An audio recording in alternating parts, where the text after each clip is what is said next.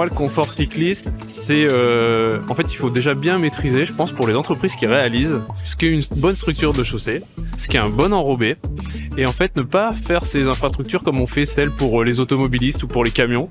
Et ça, aujourd'hui, je pense que c'est un vrai manque. Et moi, en tant que cycliste, plutôt coureur cycliste, c'est hyper important et clairement, ça drive le choix des routes sur lesquelles je vais ou je ne vais pas. La largeur de l'aménagement apporte aussi du confort et tout ce qui est priorisation aux intersections qui permettent aux cyclistes de pouvoir rouler loin sans être coupés en permanence par toutes les intersections qui peuvent croiser. Je dirais le revêtement. Être le plus linéaire possible, c'est-à-dire avoir le moins de passages, de petites bordures, de changements, de revêtements, voilà, qui peuvent, au bout d'un moment, sur des trajets un peu longs, peuvent être pénibles.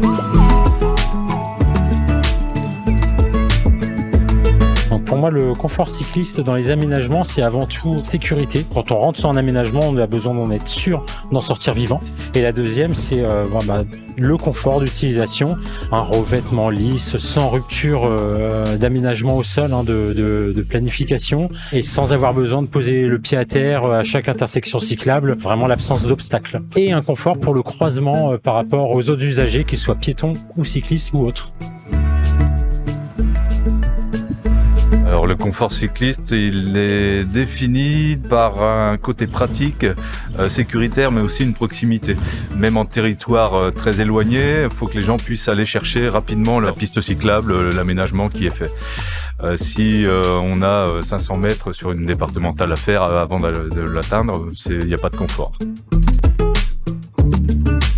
La première chose qui me vient à l'esprit, c'est la sécurisation du parcours de bourg à bourg, en sachant que sur les territoires peu denses, on se trouve sur des petites routes, donc il y a beaucoup de problématiques vitesse au niveau du trafic automobile. Pour moi, il y a un besoin au niveau de la régularité, c'est-à-dire que l'utilisateur, pour avoir un certain confort, a besoin de savoir en fait qu'il va avoir des infrastructures et des services sur sa route qui seront facilement trouvables. Et donc, s'il a un besoin, il saura que dans la route dont il vient ou dans celle vers laquelle il s'oriente, qu'il aura de quoi l'aider au niveau des services. Je dirais que quand même l'élément le plus important et fondamental pour parcourir en sécurité et faire ses trajets et même rendre possible le fait de parcourir son trajet à vélo, c'est la continuité. Juste le fait que monter d'un trottoir, par exemple, parfois c'est hyper... faut s'arrêter, descendre sur la route, y a un passage piéton, un rond-point, etc. Donc là, ouais, l'aspect continuité est important.